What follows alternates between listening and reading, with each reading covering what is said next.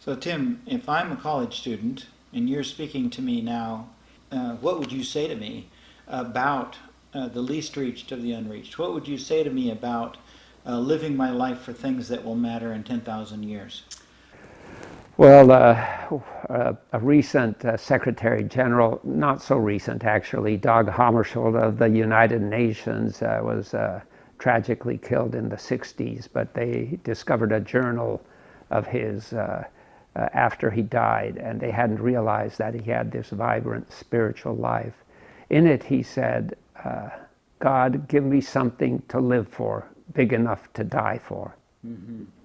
And this cause of seeing Jesus Yes. made available to all the peoples of the earth. He is the hope of the whole world. He is the Savior of the whole world. Mm-hmm. That's a cause worth living for. That's a cause of bringing every bit of our creative, spiritual energies to bear on that question.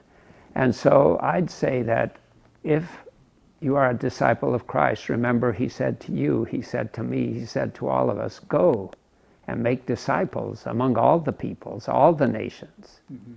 And lo, I'm going to be with you always. And that's the good news when we go into these difficult places, when we do encounter the difficult things that you as a college student and I as a once upon a time college student have encountered. We will always encounter difficult things, but Jesus is there with us, and he's the one who's the game changer. Mm-hmm. Let's never forget that he said, I am with you always.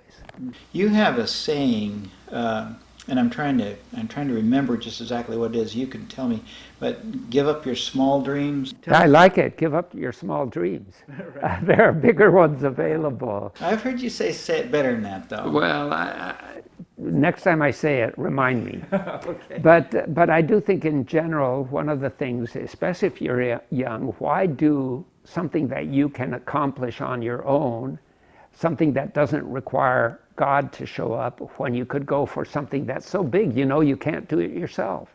Mm-hmm. So why not go for something enormous like being the first to go to an unreached or a frontier people group, mm-hmm. and set foot down, remembering that Jesus is with you. Why not go for something really big?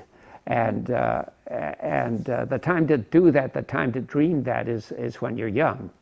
Or when you're middle-aged, or when you're older. I think it's always a good time to ask, what is a great big thing that God might let me be involved in? Yeah.